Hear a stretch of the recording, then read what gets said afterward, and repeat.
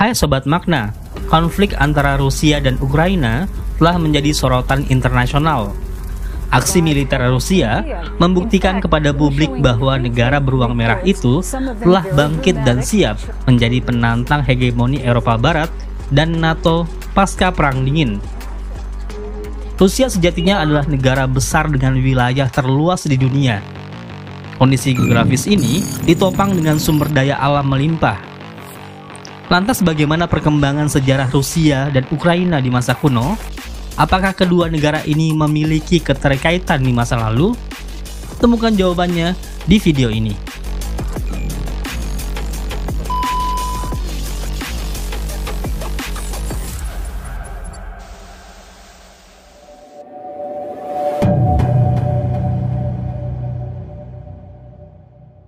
Pada 12 Juli 2021 lalu, dalam tulisan berjudul On the Historical Unity of Russian and Ukrainians, Vladimir Putin menyatakan bahwa masyarakat yang kini mendiami Rusia, Ukraina, dan Belarusia sebagai satu kesatuan utuh, keturunan langsung dari orang-orang yang ribuan tahun lalu yang mendiami suatu kerajaan besar pada masanya.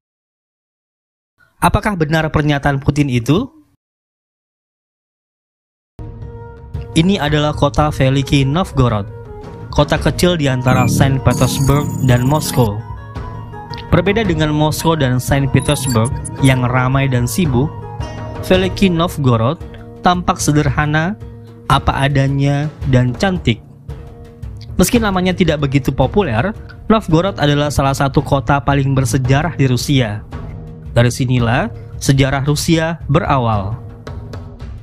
Penduduk Novgorod berasal dari etnis Rus yang merupakan bagian dari rumpun bangsa Slavia. Pada abad ke-9, Novgorod merupakan wilayah pemukiman dan kawasan perniagaan yang sibuk. Terletak tepat di rute dagang yang menghubungkan daerah-daerah di Skandinavia hingga Yunani. Sayangnya perkembangan sosial politik masyarakat Novgorod tidak semaju perkembangan ekonominya. Pertikaian sering terjadi antara warga Novgorod dan komunitas lain di sekitar.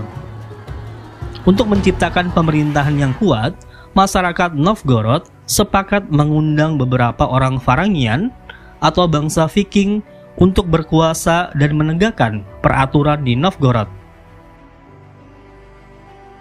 Pangeran Rurik yang datang dari Skandinavia akhirnya diangkat menjadi pemimpin di kota tersebut sekira pada tahun 862 Masehi. Setelah Rurik wafat, kerabatnya yang bernama Oleg mengambil alih kekuasaan dan memperluas wilayah ke utara hingga jauh ke selatan sampai daerah Kiev. Kemudian Oleg mendirikan kerajaan Kievan Rus atau Rus Kiev.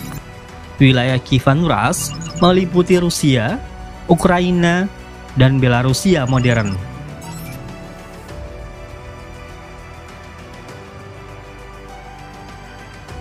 Oleg kemudian memindahkan ibu kota dari Novgorod ke Kiev. Dengan lokasi yang strategis di tebing sungai dan sebagai pusat daerah pertanian yang sangat subur, Kiev langsung menjadi pusat perdagangan yang penting. Herodotus, bapak sejarah dari Yunani, mengatakan tanah yang berada di antara sungai Dnieper dan Dniester sebagai tanah paling makmur di Eropa. Di bagian manapun kalian ingin bercocok tanam, tumbuhan tumbuh subur di sana. Kiev menghubungkan kegiatan perdagangan antara Laut Baltik dengan Laut Hitam. Akhir jalur tersebut mengantarkan pada Kekaisaran Bizantium dengan ibu kotanya Konstantinopel. Pemerintahan Kievan Rus bersifat desentralisasi, di mana kota-kotanya dapat mengatur dirinya secara otonom. Orang Varangian keturunan Rurik yang berasal dari Swedia atau Skandinavia menguasai pemerintahan pusat, sedangkan bangsa Rus mengendalikan pemerintahan kota. Namun setelah pengaruh Varangian memudar, para penguasa lokalnya saling berebut mengambil alih kekuasaan.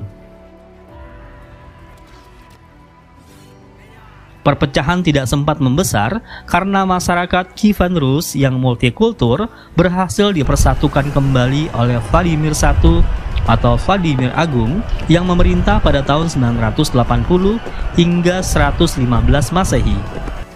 Vladimir Agung menjadi raja pertama yang memeluk agama Kristen Ortodok dan menjadikannya sebagai agama resmi negara.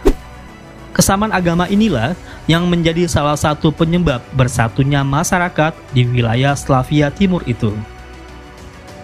Vladimir Agung digantikan anaknya bernama Yaroslav. Melalui tangan Yaroslav pula, untuk pertama kalinya bangsa Rus memiliki undang-undang sendiri yang diberi nama Russkaya Pravda.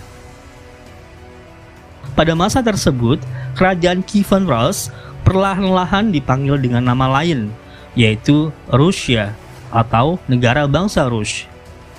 Pada abad ke-10 hingga abad ke-11, Kievan Rus merupakan salah satu kerajaan terbesar dan paling sejahtera di Eropa.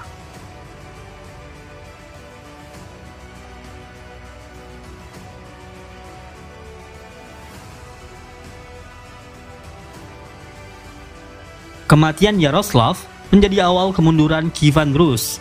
Saudara dan anak-anak Yaroslav saling berebut tahta kerajaan. Konflik internal yang terjadi secara terus-menerus mengakibatkan melemahnya kekuatan bangsa Rus.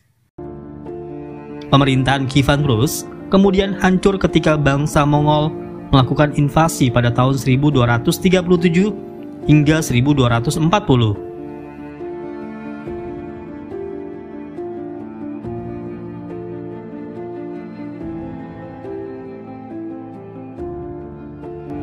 Saat Mongol berkuasa, sebagian masyarakat Rus tetap berada di Kiev dan sekitarnya. Namun, sebagian lainnya tak terima negaranya dijajah.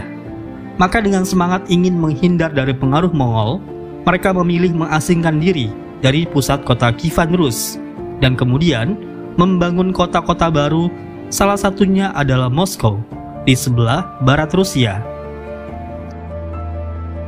Dari sinilah perlahan-lahan perbedaan kultural dan politik terbentuk antara Kiev dan Moskow, di mana ratusan tahun kemudian lahirlah dua negara yang berbeda, Ukraina dan Rusia.